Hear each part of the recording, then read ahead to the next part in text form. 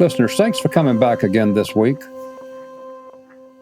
I'm considering taking a step here into a segment that's kind of sticky, so I may or may not go through with it, but tell me what you think. I need your opinion. My subject today is you and me. Why do we do this? Why did we start it? Why have we done it so long? How do we convince others that we're on the right path? All of these things grow through the years to define us as beekeepers. To many people, a beekeeper is somebody that wears strange clothes, has that smoker thing, and goes out and opens beehives and faces danger right in the eye. And yet, within the group of beekeepers, you and I both know there's different types and styles of beekeepers. New, old, equipment dealers, development of products and procedures. So a beekeeper is not a standard thing.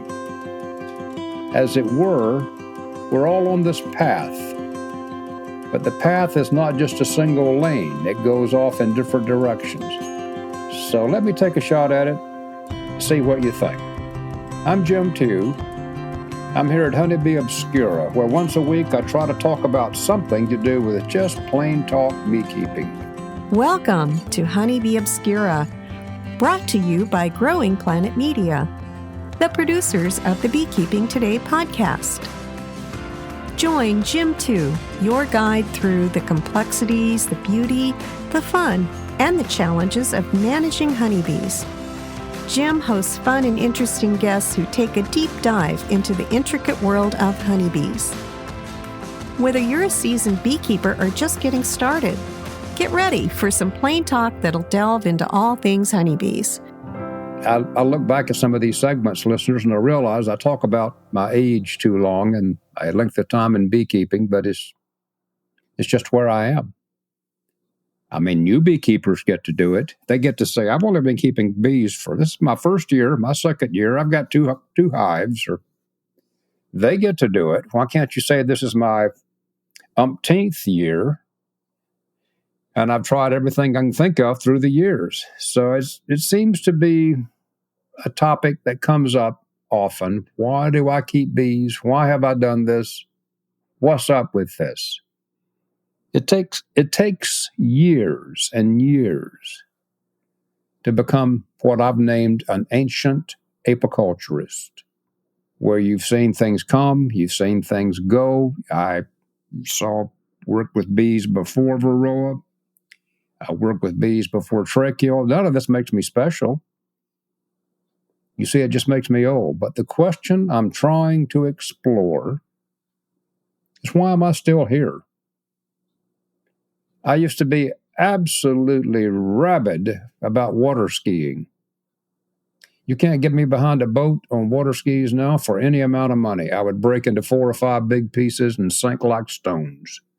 I've said time and again, I've done some talks on it here on these segments, that I've committed gigantic amounts of my life's energy to woodworking. Just across the way here, I've got a wood shop fully set up with everything that most woodworkers could want in a lifetime. And you'd have to move the spider webs to get through the things that faded out. So there's all of these issues that come and go. I don't know why beekeeping is still here. You can begin to see stages that we go through. And this is the part that I said could be dangerous in the introduction, because I'm not some kind of psychologically trained person who's qualified to evaluate your personalities, for sure, and really not even evaluate my personality. But when I read some of these stages, I realize that, yes, I was in the thick of it. I had an eccentric uncle. He got polio while he was in World War II. So after the war was over and he came home, the VA trained him to do something that wouldn't require being highly mobile. They trained him to be a watch and clock repairman. I've got his jeweler's lathe and some of his things over in that shop I just told you about. But what an eccentric guy he was. I'd like to spend the whole 20 minutes discussing him, but we can't do that. He got me into this. I fell into it at Auburn University. My first class, I've talked about it time and again, was an accidental class that I signed up for just to be able to get my schedule worked out and get my life started for that particular semester. I never had any intention of staying in beekeeping.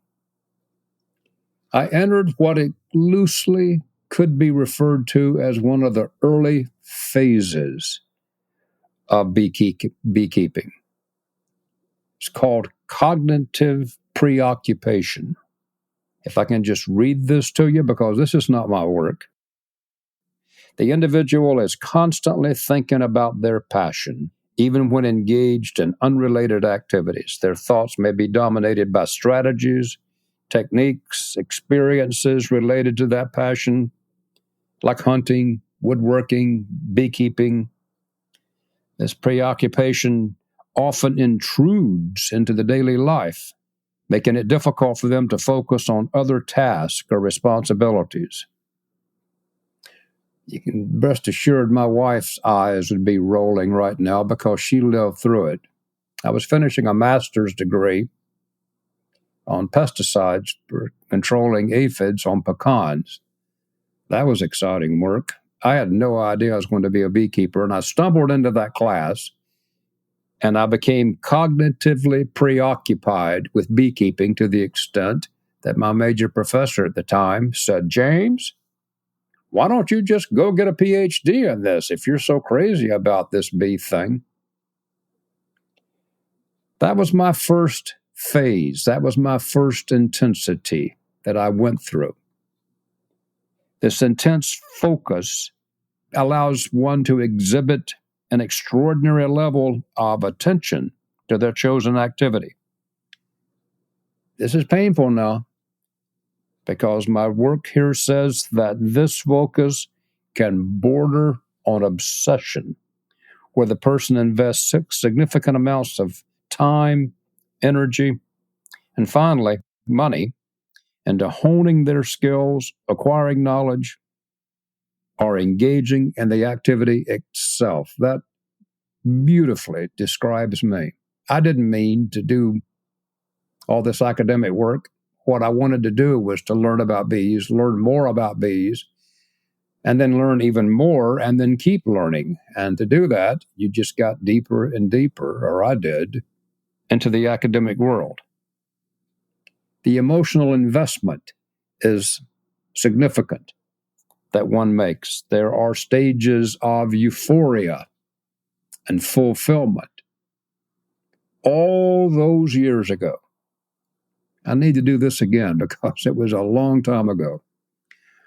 All those years ago, when I grafted my first queen, my first larvae. Actually, you transfer the larvae, you don't graft it.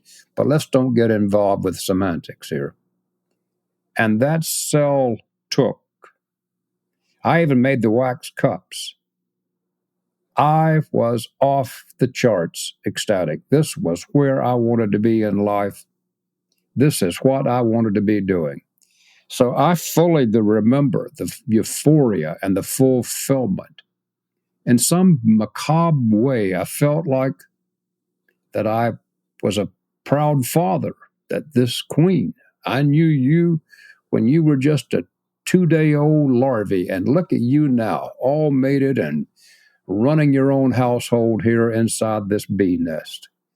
There was so much fulfillment and satisfaction, so much a sense of achievement. It was really a nice feeling that I'm enjoying right now. Give me just a minute to get through this pleasant memory while we hear from our sponsor. With the Honey Supers off, it's time to focus on your colony's health. Keep those pesky mites in check with Apalife Var, an all-natural Varroa treatment. Powered by thymol and infused with eucalyptus, menthol, and camphor, this formula packs a punch, boasting 94% effectiveness against Varroa mites. Ready to protect your hive?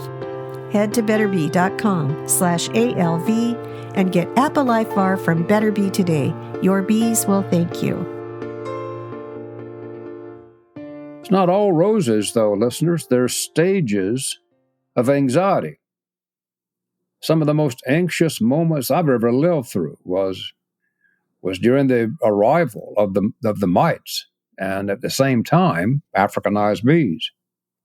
It was a cloudy, dark time during beekeeping, and I had been well down the path toward being committed to this for my entire career, only to wonder if this whole thing was going to blow sky high. With these varroa mites and hearing the agony of commercial beekeepers with almost no way to control these mites, it's possible in our passion for what we love the most to still feel great anxiety or irritability. The swarm got away. The swarm didn't stay. That sick feeling you get when you realize you really blew that. When you accidentally crush a queen putting a frame back in, there's that moment that there's just no words. There's no description. This is not a positive feeling. There are clear moments of anxiousness and anxiety. Listeners, I can't tell you how many times that an individual has told me, yeah, I quit keeping those bees because those mites came in. I'm just not going to put up with that. So there are many occasions where our path to perfected beekeeping is truncated. We don't make it. I've talked to other people whose pathways was interrupted. They were out of bees for 5, 10, some number of years. For whatever reason, they came back to beekeeping. So these pathways, when you go through this, sometimes this anxiety and irritability can crash and burn. Sometimes your life changes. One of the things that beekeepers go through frequently is a move toward perfectionism. In my mind, and still to some extent in my mind, there is a perfect bee world where all the colonies are beautiful, all the brood patterns are perfect, the grass is cut, the joints are all tight on the equipment, everything is where it should be. I just wrote an article for one of the magazines, and I sent an honest picture of my bee yard, and it just looks terrible. I mean, I have very fixed amounts of energy now, so I spend my time when I can on the bees. I do not spend my time scraping and painting and putting equipment back together. So I have some of the ugliest equipment.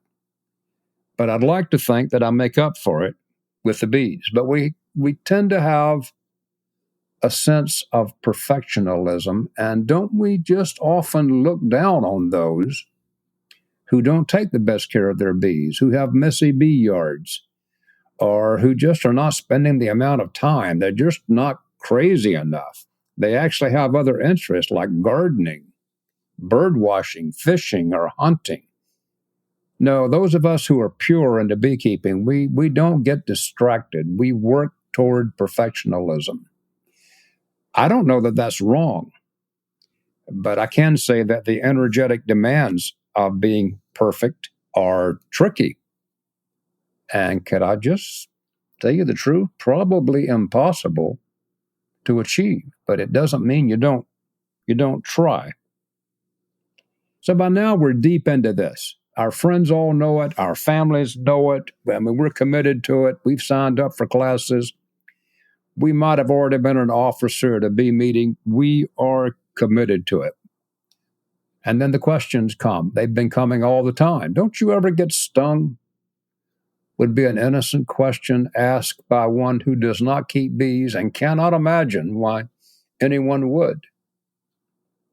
So we grow to rationalize our energies and our commitment. We grow to try and explain why we do this, why we spend so much time, why on a Saturday afternoon when I should be up with my family grilling hamburgers, am I over there putting equipment together because I'm going to have some swarms coming if I don't get it done.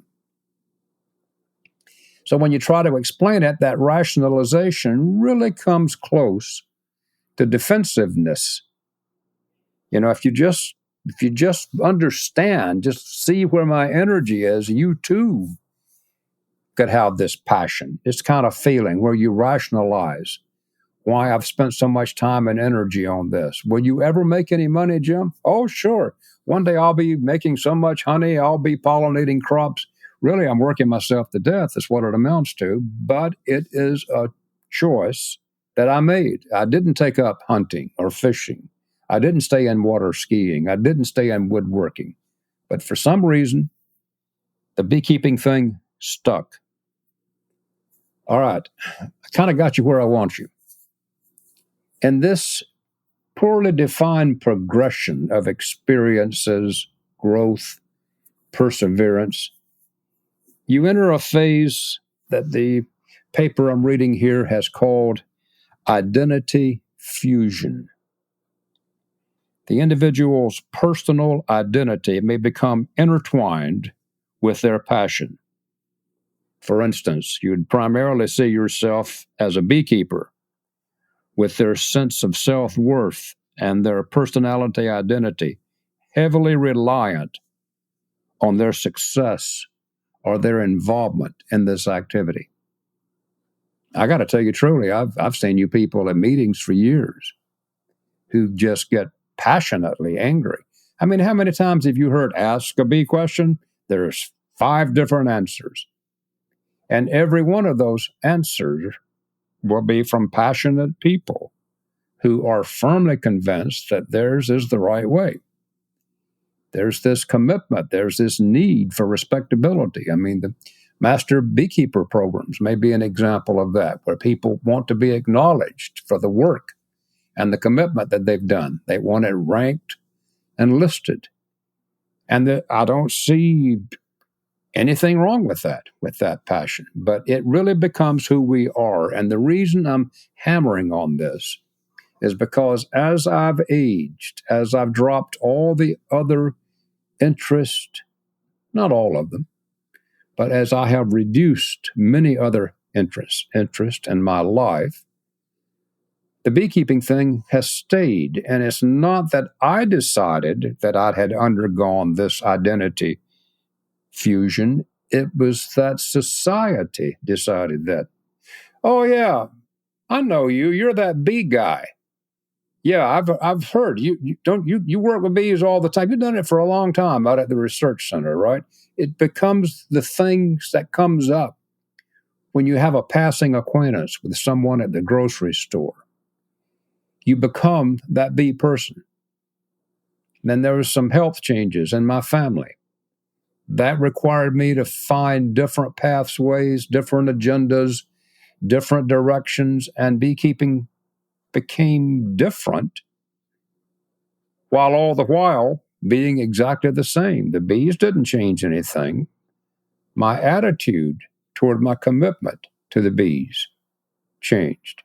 And I realized that even though I'm not a young man anymore, I just don't ever see a time when bee thoughts won't be on my mind.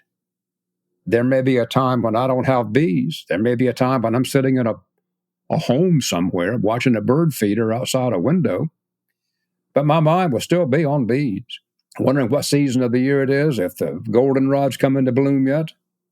So this identity fusion thing is something that I've personally experienced, and it's just kind of one of the latter day stages that I think that beekeepers who commit long term to the craft experience. You really become a beekeeper. Keeping bees is not something that I do, it's who I am. It defines me. So when you get to these rarefied moments, you can get to be outright weird. So there can be some social isolation involved. And that's why beekeepers, I think, love to go to meetings. Now, I'm just guessing here. I told you, and I want to remind you, I didn't tell you, I didn't imply that I had the ability and the training to discuss these issues. But I have said 100 times that Beekeepers really have no friends because we have abused all of them, moving bees, picking up colonies, putting colonies down, catching swarms, getting them stung. The last stage is not the last stage, but a stage that can turn up any time is because of the intensity that it takes to be so single-mindedly committed. There's a high risk of burnout. I have seen that through the years over and over again. Someone gets 2 hives of bees. Within 3 years, they got 70 hives of bees. They bought a pickup truck and a trailer, and you want to say, hey, back it down, back it down. And then I'm ashamed to tell you that too often, after just some short number of years, from a person that you thought would be in this craft for 100 years, their equipment's for sale. And they're gone. And there's all the reasons for it. My health, it was too expensive. Varroa was too troubling. So I wish that we could all learn to cope with the passion. I no longer, on those rare occasions now when I fly, do I sit by someone and say, yep, I'm a bee guy. I've been doing, nope, I don't want to talk about it. I don't want to go into it. I'm not going to try to convert you to the craft of beekeeping. I would have at different stages in my life, but I'm not doing it now. My identity is fused into me being a beekeeper. If you can figure that out on your own, we may discuss bees. I'm not going to bring it up because I need to learn to direct my passion and to have others think that you're reasonably normal. I know this has not been a typical discussion segment. I've spent on my mind. I've tried to write an article about it. I'm putting this podcast together because beekeeping has become so important to me at late stages of my life. I don't know what to say. It's so one-sided. It's just all for me. It's not for the bees. They don't care about me any more than they ever have. And here I am caring about them to the bitter end. See what you think, see what you feel. It's my best effort at being some kind of psychological evaluator who probably should never have brought this topic up. If you made it this far, you're tough. Thanks for listening, and until next week, I'm Jim, telling you bye.